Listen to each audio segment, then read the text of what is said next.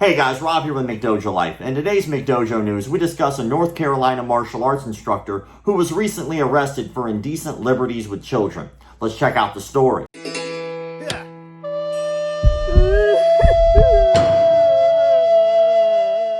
A Greensboro martial arts instructor was arrested and accused of taking indecent liberties with children, according to a Greensboro Police Department news release. Derek Lee Norman, age 59, was originally arrested for 3 counts of indecent liberties with children. According to Guilford County Jail records, Derek Lee Norman was charged with a 4th count of indecent liberties with children on July 3rd, just a little over a week after the initial 3 counts. He currently has a $150,000 bond. There are 4 different juvenile victims in this case, and they are all under the age of 16. Norman is the owner of McDojo on 1208 Grove Street and worked as a martial arts instructor at the dojo. Due to his employment, police say Norman had frequent contact with children and community members while working at the McDojo. Detectives with GDP are actively working on the case and believe there could be additional victims who have yet to be identified. Norman used the alias Hakeem Akbar, and victims may know him by this name. Business owners who know Norman have mixed reactions about the man who owns a studio.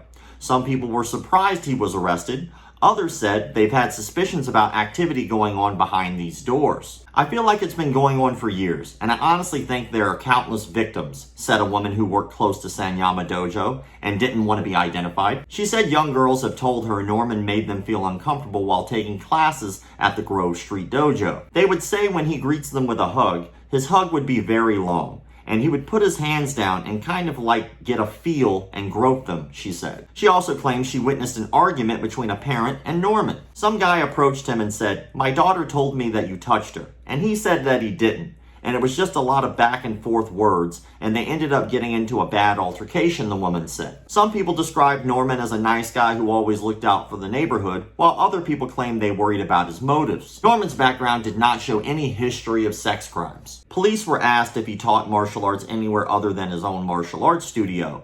They don't believe so, but are pretty confident there are additional victims. Anyone with information about this incident is asked to contact Greensboro/Guilford Crime Stoppers at 336-373-1000. Citizens can also download the mobile P3 Tips app for Apple or Android phones to submit a mobile tip, or go to p3tips.com to submit a web tip.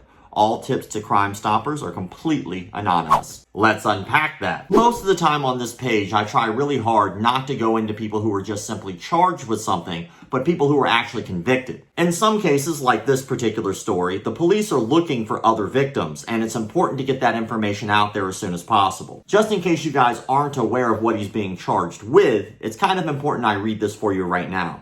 Indecent liberties means knowingly causing sexual contact with a person by forcible compulsion, or when the person is incapable of consent by reason of mental defect, mental incapacity, or physically helpless. So when the police are saying they believe there are other victims, that means they're pretty damn positive at this point that this particular gentleman did do the acts that he's being charged with. He just got caught. Now, I completely understand innocent until proven guilty.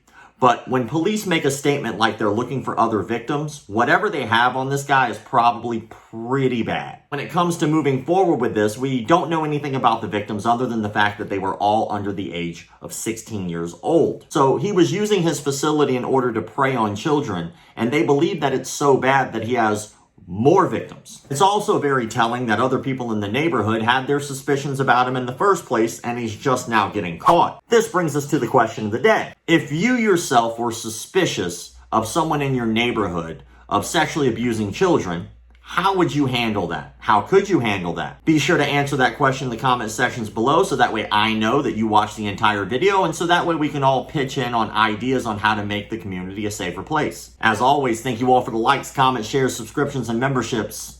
Keep the martial arts legit. My baby got robbed the other day by degenerates, so she wanted to learn some new form of this self-defense. So she did her research and perused it online and found this dude said he could move shit with his mind. He call himself Seafood Paul Zimmerman. He got a dojo with a strip mall near Cinnabon. Now she spends all day trying to break boards with her thoughts, but the only thing she's breaking is my little heart. Things just haven't been